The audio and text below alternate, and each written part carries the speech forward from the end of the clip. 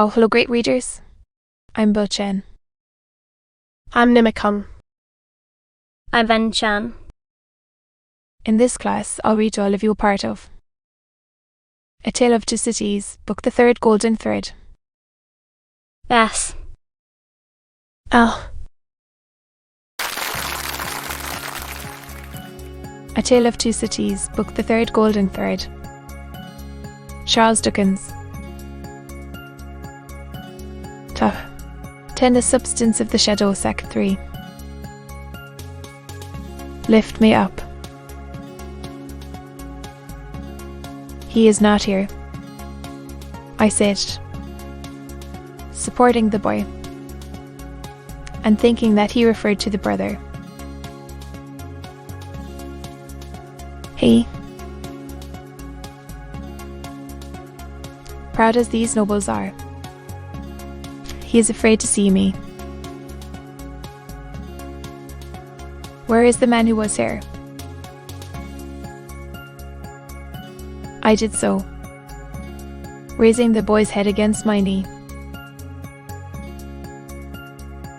But, invested for the moment with extraordinary power, he raised himself completely, obliging me to rise too. Why I could not have still supported him. Mark here, said the boy, turned to him with his eyes opened wide, and his right hand raised. In the days when all these things are to be answered for, I summon you in yours, to the last of your bad race, to answer for them. I mark this cross of blood upon you, as a sign that I do it.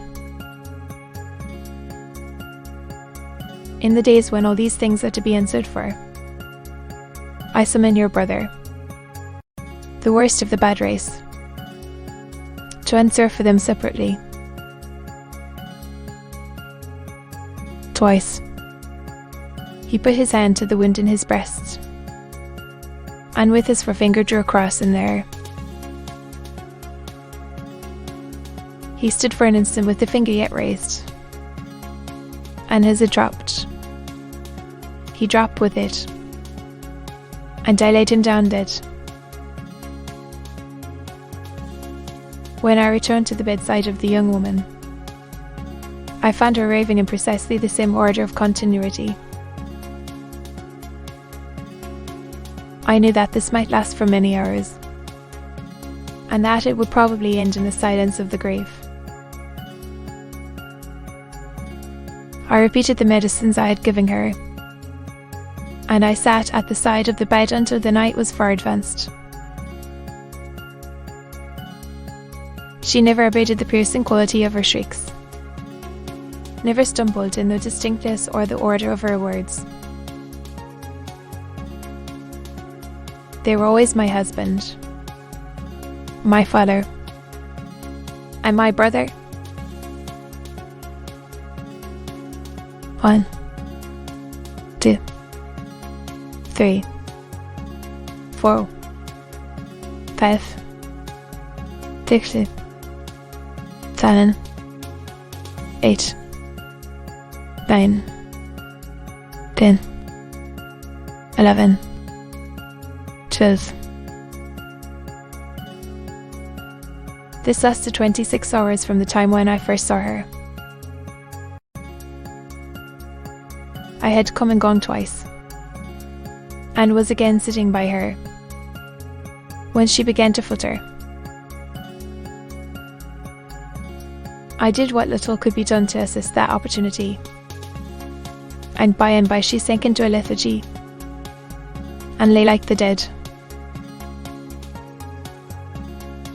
It was as if the wind and rain had lulled at last, after a long and fearful storm.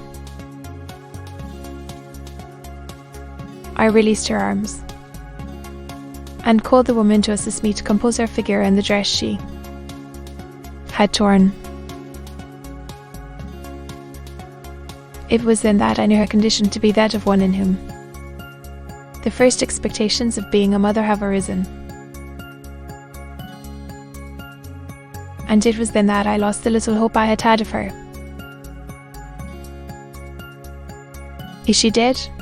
asked the Marquis, whom I will still describe as the elder brother, coming booted into the room from his horse. "Not dead," said I. "What strength there is in these coming bodies," he said, looking down at her with some curiosity. He first laughed at my words, and then frowned at them. "Doctor," finding my brother in this difficulty with these hinds, I recommended that your aid should be invited. "Your reputation is high, and as a young man with your fortune to make, you are probably mindful of your interest." I listened to the patient's breathing and avoided answering. "Monsieur," said I, "in my profession, the communications of patients are always received in confidence." I was guarded in my answer, for I was troubled in my mind with what I had heard and seen. Her breathing was so difficult to trace that I carefully tried the pulse and the heart. There was life, and no more. Looking round as I resumed my seat, I found both the brothers intent upon me. I write with so much difficulty. The cold is so severe. I am so fearful of being detected and consigned to an underground cell in total darkness that I must abridge this narrative. There is no confusion or failure in my memory.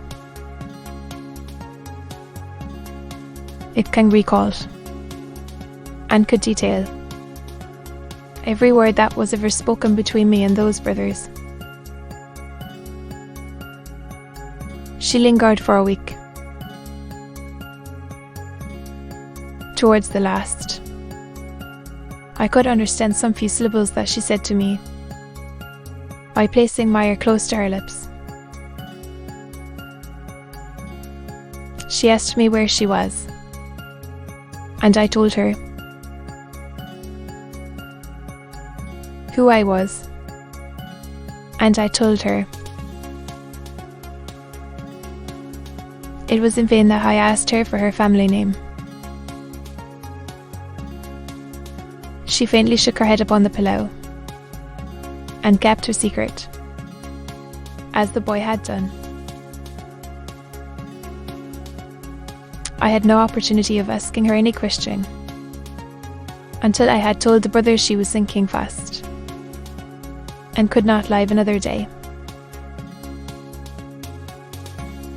Until then, though no one was ever presented to her consciousness save the woman and myself, one or other of them had always jealously sat behind the curtain at the head of the bed when I was there.